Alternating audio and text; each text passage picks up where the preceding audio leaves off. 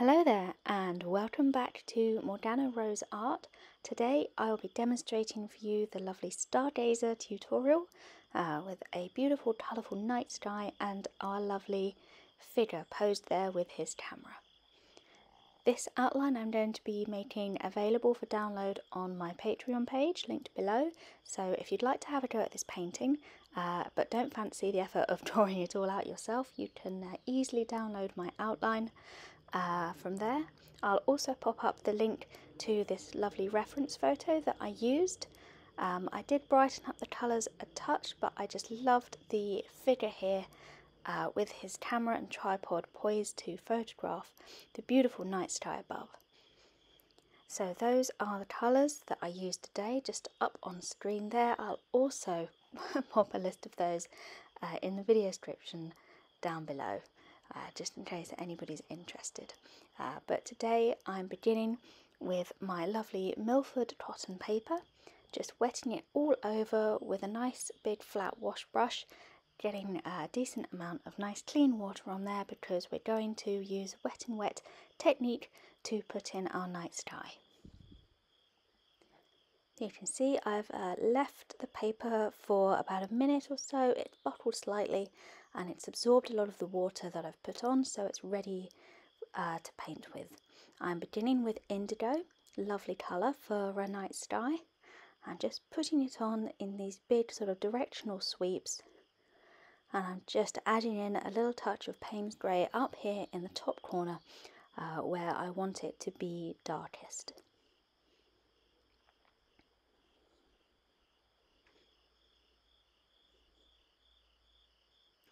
Now the lovely thing about painting something like this using wet and wet technique is that you can keep sort of going over whilst the paint is still wet and sort of blending your colours up and getting that lovely sort of diffusion between the lines. Everything softens down a little with the water after you've put it on, so you can do these lovely strong directional strokes like I'm doing now. That's a bit of turquoise that I've just added in there, followed by Viridian hue. It's a lovely, lovely bright colour. I'm just going to try and blend and soften that in slightly. You can see there's still lots of water on the paper. The paint is running and blending really nicely at the moment.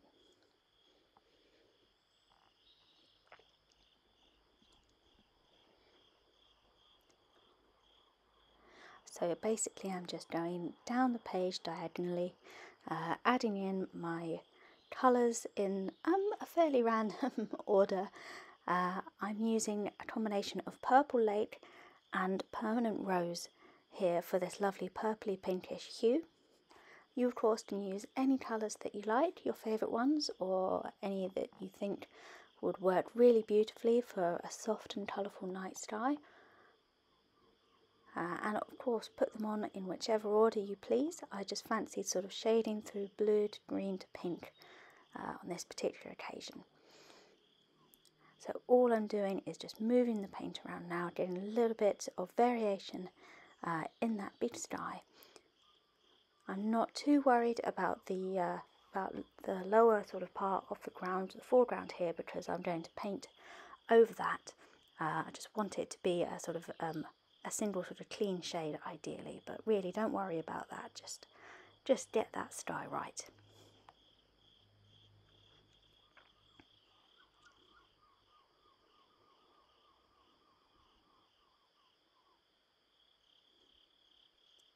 Just adding in a little more blue onto this bottom section of the sky. You can see everything's still quite damp, the paint is still sort of spreading and diffusing quite nicely.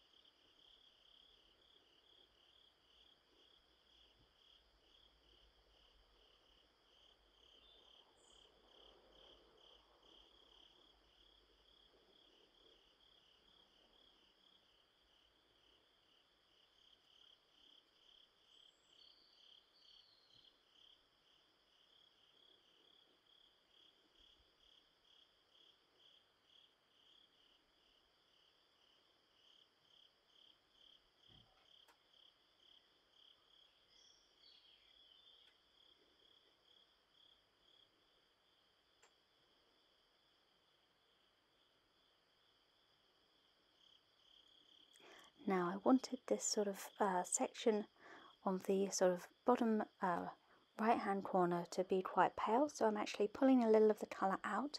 You saw me just then using clean tissue to dry off my brush in between strokes, and so one of the nice things you can do with watercolour is with a clean damp brush you can actually lift the colour with care. You can see I'm actually managing to lift quite a lot of the colour out from this lower section. Still retaining a little bit of colour, but for the most part we're actually getting almost back to clean white paper. I wanted the sort of impression of a glow coming up from the bottom of the sky there, just from above, just above where I'm going to paint in a nice dark foreground. So, which is why I decided to pull a little bit of the colour out there.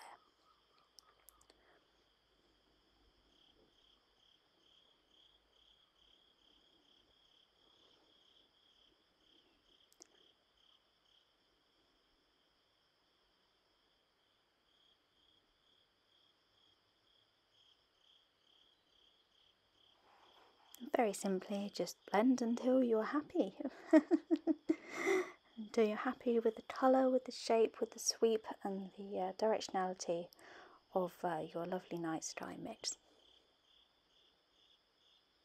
With Milford you've got quite a decent window of time before the paint sort of becomes unworkable on the paper. Quite a forgiving paper, I'm told. It certainly is proving to be today. So here we are. I have dried out the painting. This is what it looks like when dry. The colours are still lovely, a little paler perhaps than I expected, but I'm still really pleased with how this looks. So I'm going to go ahead and put in my figure now. You can see the pencil outline that I drew earlier has stayed put and is still nicely visible, cleanly visible underneath the paint that we've already put on, which is going to make it really easy to put in this figure. As long as you've got a good pencil outline to begin with, you simply get your detail brush, your finest brush you have, and work from the top down with a dark colour to fill in this photographer fellow, his silhouette. I'm using Payne's grey for this, but you can use whichever colour you like, I think. Whichever is your favourite dark colour. So if you want something a little more stand out, then obviously perhaps a black or a black Indian ink, or of course you can go for sort of an indigo or a dark purple or a dark brown, depending on your choice of colour in the sky. And the reason I am being quite careful and just slowly working my way from the top down rather than filling in patches is because I want the silhouette to look smooth. I don't want too many sort of brush strokes in it. And with watercolour, if you sort of let one section dry out and then go over it, it can leave sort of marks that show where there was dry paint been overlaid with wet paint. So I'm just sort of keeping that paint wet and just moving it slowly down the figure, filling in as I go. Just making sure that our silhouette looks nice and realistic. With silhouettes like this as well, it's important to sort of take note of the little details, such as like his backpack that I've just coloured in here, and little tiny details like the wrinkles in the clothing that might look a little odd when you're drawing out the silhouette. The instinct here perhaps is to smooth out any sort of irritating little wrinkly lines that look a bit strange when you're drawing them out and you think, oh well, you know, that's just a trouser leg, that should be straight. But actually when it comes to painting them in, you'll see with this figure I really like how we still managed to capture the sort of natural shape of the fellow's clothing, so he looks, well, he looks like a person, which is of course what we're going for when we're trying to paint people.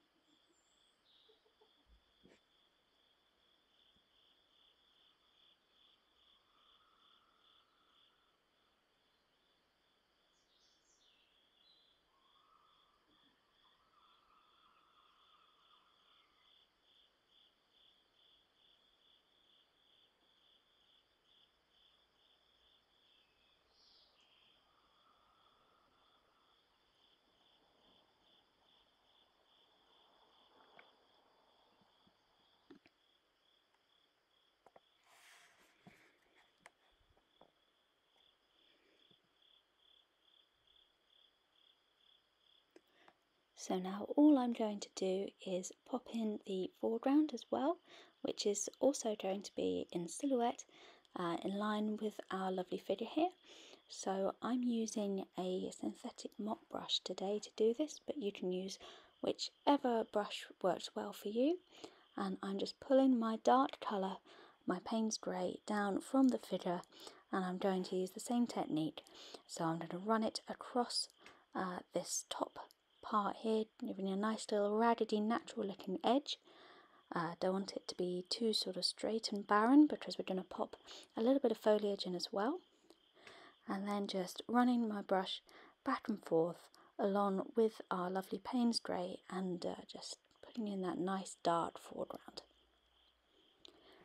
Now perhaps this could be achieved with something like a nice big flat brush, a little faster, but I actually really like the effect that the smaller brush gives because it puts detail in without necessarily being terribly detailed, if that makes sense. So we're getting a little bit of variation in colour and in tone in this foreground here. You can see along the bottom there we've got a dark stripe, we've got a little of the Viridian sort of peeping through, a couple of different sort of mid-tones, a small stripe of white paper peeking through there on the left, which is what I mean by sort of variation in the foreground. So getting some nice tone and texture, which is almost accidental, but not really. Albeit this is still a silhouette piece, but it is nice, I think, to have a little bit of variation there. Of course, if that's not your thing, feel free to use a larger brush and perhaps thicker paint to make sure you get consistency. That's how I would go about it anyway, to get, if I wanted a really consistent dark foreground, I think that's probably the best way to do it. Probably a larger brush and thicker paint. But as you can see, I'm just going to go ahead and add a little bit more texture into our silhouetted foreground. Just going to move the paint around a little bit, add in a bit more, and yeah, just generally get it to the point where I'm happy with it, which is of course what painting is all about really. So that's my advice to you, is just get it to the point where you're happy with it, and then there you go. You've done it.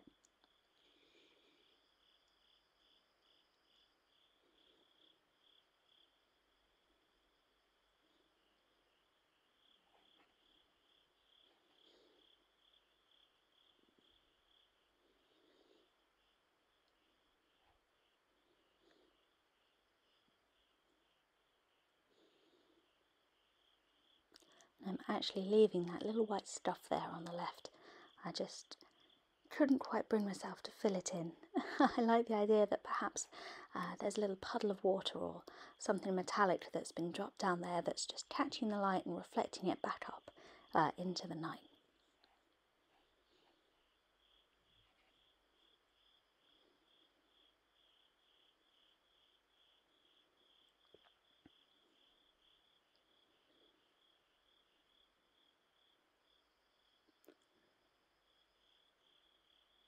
So now with the fine brush, I'm just going to go ahead and start adding a little bit of extra detail into the top line of our foreground.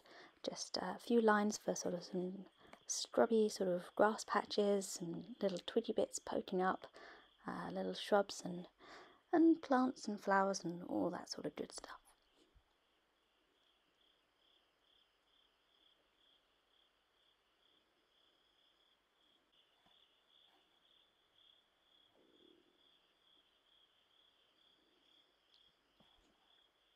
So you could certainly use a foliage brush or a stippling brush at this point for something a little bit faster, but today I decided to just do it by hand here, but it is a little bit slow, so I'll just show you this first part.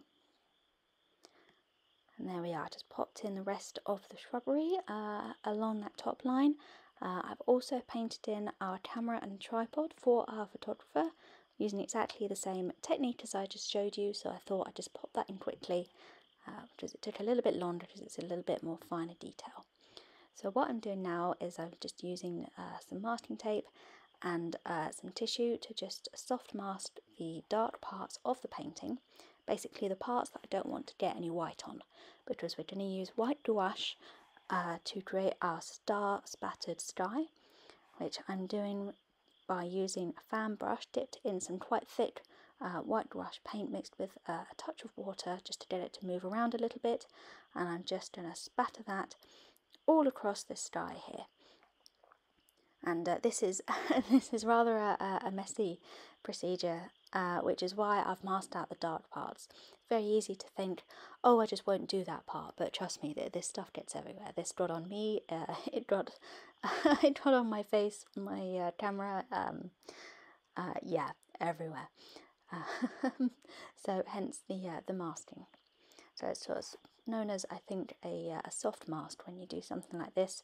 Just pop paper or something over the areas you don't want to get messy. I can really easily take that off just with the masking tape. But for now, just have fun, splatter away. The white gouache is an opaque paint. Obviously, the more water you add, the less opaque it becomes, but also the less it will move around. So it's just something to bear in mind when you're splattering. Here we are, just taken off the masking, and because there's some little bare spots here around the camera tripod that obviously were missed because of the masking with the spatters, using my fine brush again to just pop in a few little bright points by hand. This is entirely optional. Perhaps you're better at masking than me, or perhaps you don't mind. It's just a little fussy detail that I decided to add in.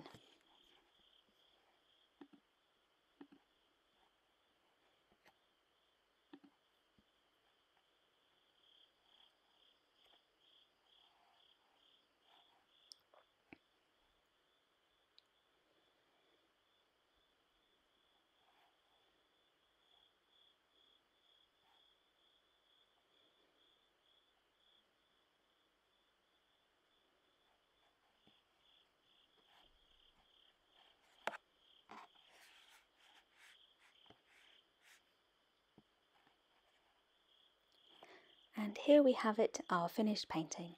This is my Stargazer against the night sky, and I'm really thrilled with how this one came out. So thank you everybody for watching. I hope you enjoyed the video. Please leave us a like and subscribe if you're new here. I'd love to have you at the channel.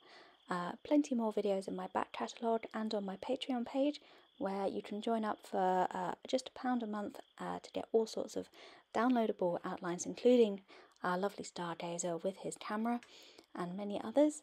So thank you everybody for watching, and I look forward to seeing everybody again in the next video. So that's bye for now.